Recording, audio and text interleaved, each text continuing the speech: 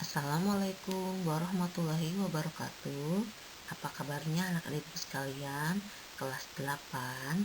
Semoga anak-anak ibu selalu dalam keadaan sehat walafiat dan selalu dalam lindungan Allah Subhanahu wa taala.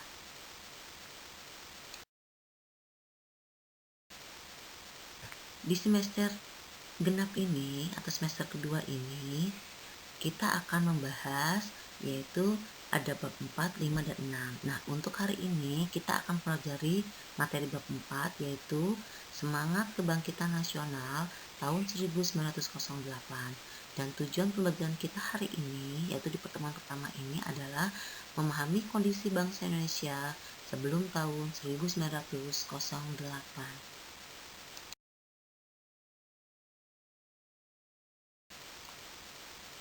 Rusaknya ekonomi Eropa akibat adanya peperangan dan berkembangnya teknologi pelayaran pada abad ke-16 itu menyebabkan bangsa-bangsa di Eropa melakukan ekspedisi, yaitu perjalanan keluar atau perjalanan jauh di luar wilayah Eropa, yaitu mereka mencoba untuk berkeliling dunia.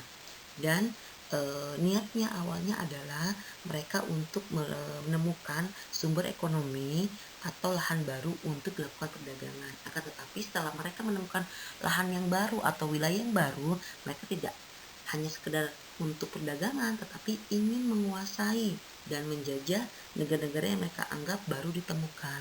Dan salah satunya adalah wilayah Nusantara ini. Ya, dulu namanya Nusantara, belum bangsa Indonesia, ya, karena belum kemerdekaan. Nah, wilayah Nusantara kita ini dianggap adalah satu wilayah yang sangat subur dan kaya akan rempah-rempah.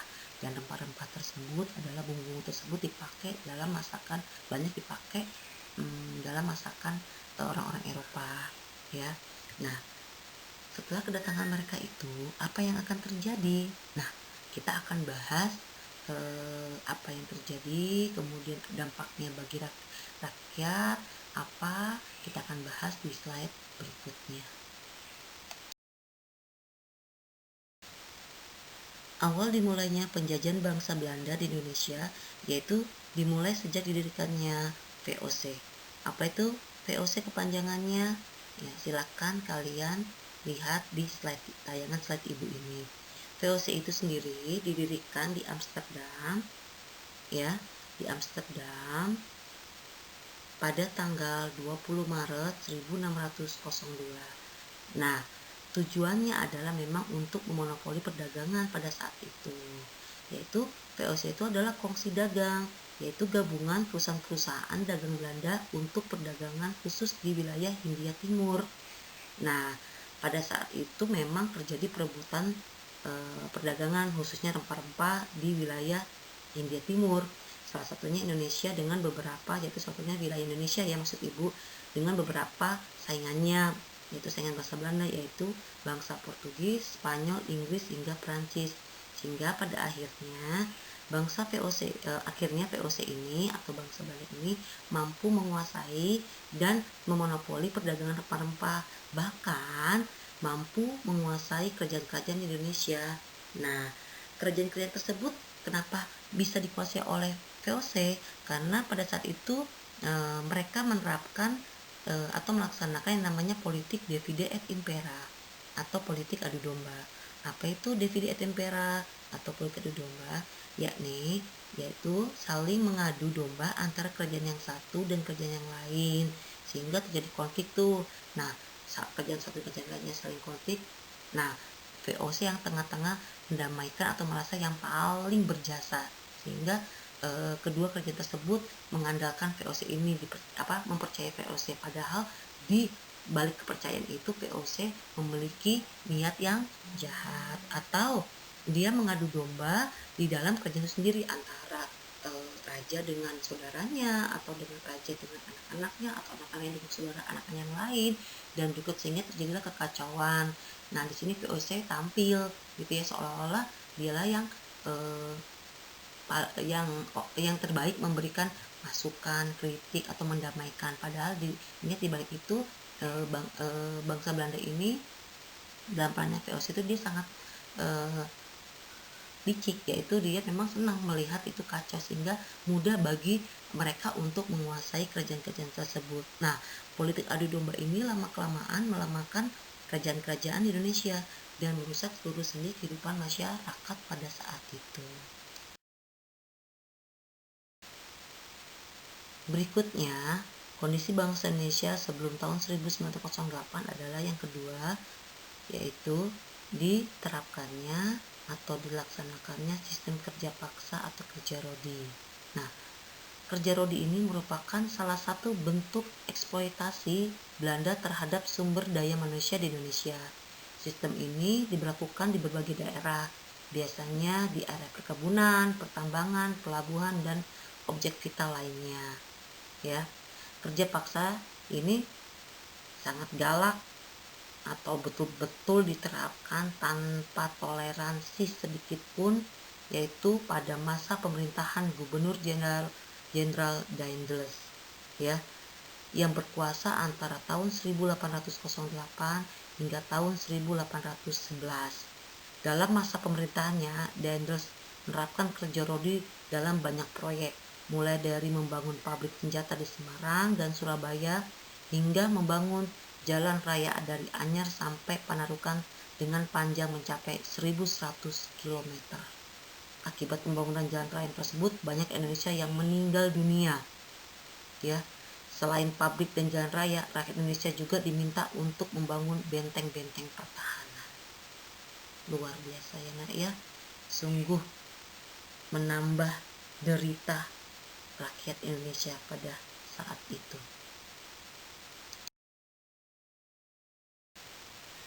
Kesengsaraan rakyat Indonesia semakin bertambah dan semakin berlanjut dengan diterapkannya sistem tanam paksa atau Kulturstelsel nama lainnya pada masa pemerintahan Gubernur Jenderal Hindia Belanda Lambertus van der Bos tahun 1830 hingga tahun 1870, di mana dalam sistem tersebut mewajibkan rakyat Indonesia harus menanam sebagian lahannya atau sekitar 20% atau seperlimanya menanam tanaman yang ditentukan oleh Belanda, contohnya gula dan kopi, yang kemudian hasilnya diserahkan kepada bangsa Belanda secara cuma-cuma atau tanpa bayaran. Dan di sisi lain, Belanda pun menerapkan ada namanya pajak, yaitu pajak hasil pertanian dan perkebunan. Nah, bisa kalian bayangkan berapa banyak keuntungan yang diperoleh oleh bangsa Belanda pada saat itu, sehingga bangsa Belanda itu bisa membangun negaranya, yaitu negaranya sendiri yang ada di Eropa sana. Dan pada saat inilah Belanda memasuki masa gemilangnya, yaitu masa kejayaannya menjadi negara yang sangat kaya di wilayah Eropa akibat sistem tanam paksa ini.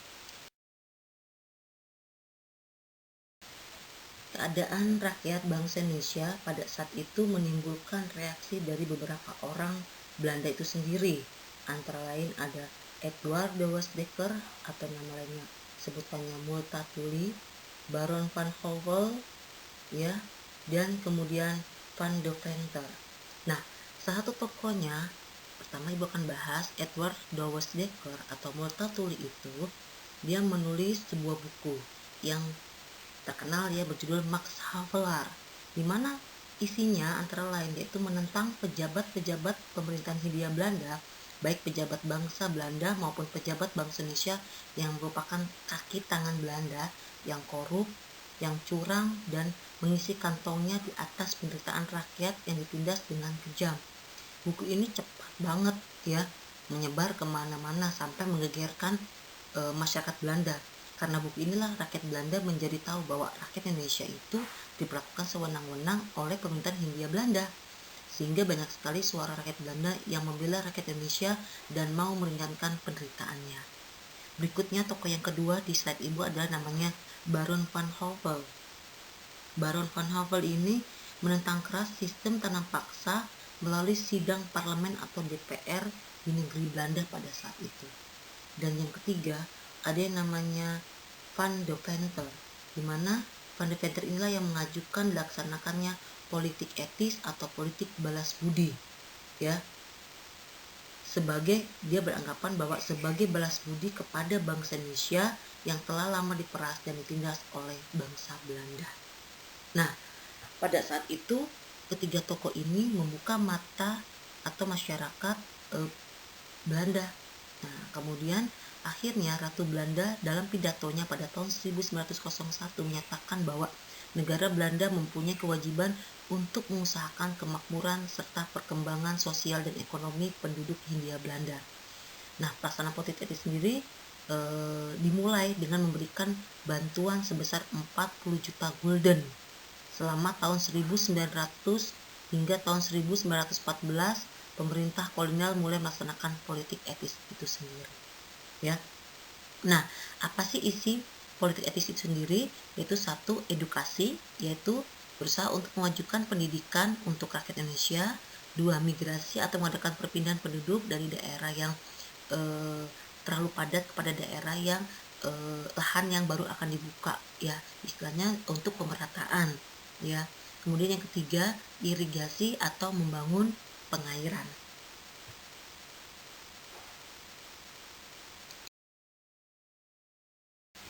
Di slide sebelumnya kita membahas tentang isi politik etis itu apa saja, yaitu ada 3, irigasi, edukasi, dan migrasi. Nah, di slide ini apakah niat dari politik etis itu terlaksana dengan sempurna atau tidak, maksudnya 100% apa tidak?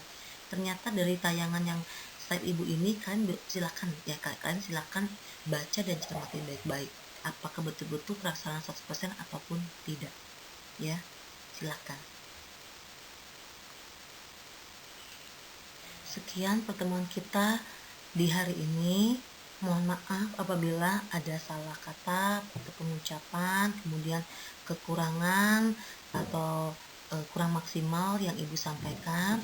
Kalian boleh menyampaikan saran, masukan, kritik atau pertanyaan di grup WA, grup WhatsApp atau japri ke ibu, ya. Mohon maaf sebelumnya. Terima kasih atas perhatian anak ibu sekalian. Assalamualaikum warahmatullahi wabarakatuh.